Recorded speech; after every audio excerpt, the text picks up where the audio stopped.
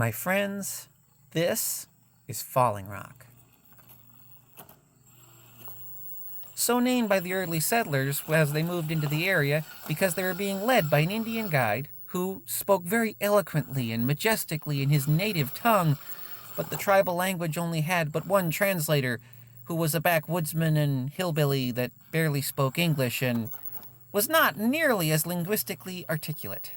Unfortunately, all of the land features were misdescribed, from waterfalls and big rocks to falling rocks, or waterfalls of rocks. No one's even really sure what exactly it was translated into, but it was so hard to try and settle here that the settlers had to pass on, and so they named the area Falling Rock. And yet another event in the future would eventually cement this name permanently.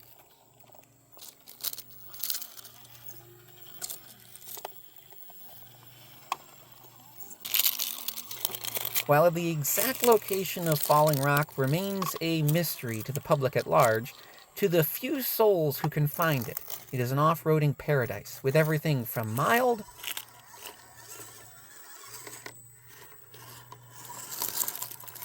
to wild obstacles. No matter the capabilities of your rig, you will be able to stretch its legs at Falling Rock.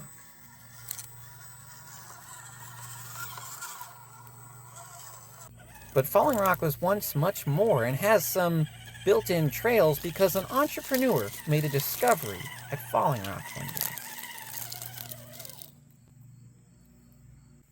Amongst all the stones and boulders, a man named Frank Locke discovered this reddish-orangish rock, and he named it Lockstone. Lockstone was very valuable for a time, and so a mining operation sprung up.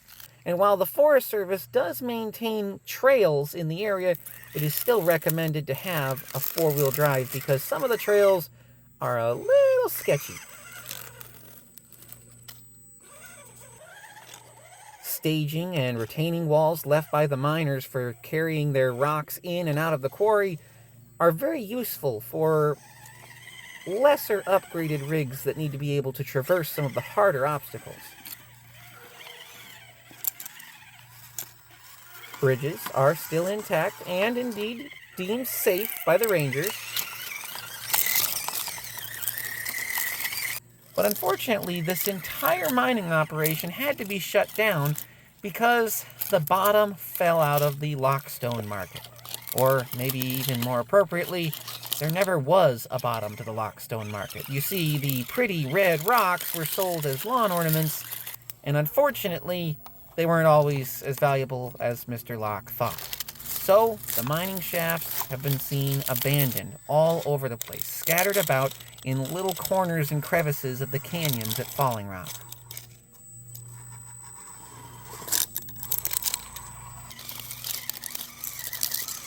Unfortunately, as the business's finances began to dip into the red, Mr. Locke decided that the answer was he just needed more of the product. He needed more Lockstone. So he began blasting, and blasting, and blasting some more, turning the already arduous landscape into an absolutely impassable rock field. These days, with the mine now shut down permanently, it is safe to traverse the rocks as long as you have proper safety equipment on your vehicle. However, when the mine was operating, Mr. Locke's sanity was called into question.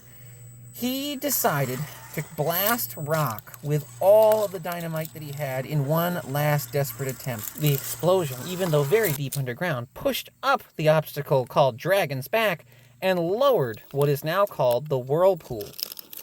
And it also sent rocks flying for 3 counties, pebbles raining on people's houses, thus cementing the name Falling Rock permanently on the area.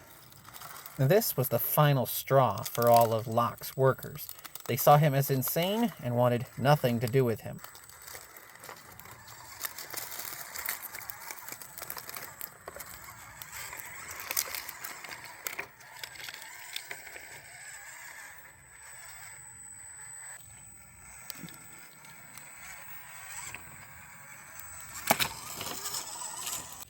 Embarrassed and ashamed, Mr. Locke abandoned his mansion built on the highway leading to Falling Rock and left it derelict to live in a slightly more modest house further down the trail. And so, to this day, Mr. Locke still believes in the viability of Lockstone as a business model, and he actually still lives out behind the Rusty Knife Trail. You'll find a small hermit house with nothing but a TV antenna so that he can watch the market prices for the day that Lockstone returns to being valuable. And so, for now, with the mine shut down, it is safe to be in the area, and Mr. Locke is relatively harmless. Just try not to actually run into his house. That's not being very polite.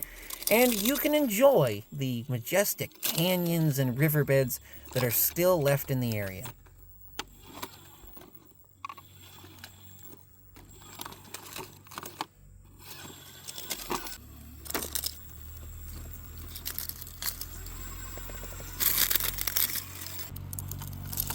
Thanks guys so much for watching the video and putting up with my dorky storytelling. I really hope you did enjoy it. If you want to see more, there's a way to do that on YouTube. You can stick around, you can go back to the channel, but I'm not going to tell you how to do those things because I'm sick of hearing people say it, and I'm sure you know how to do it. If you enjoyed the video, go ahead and show us some appreciation, maybe with a hand gesture. I'm not sure.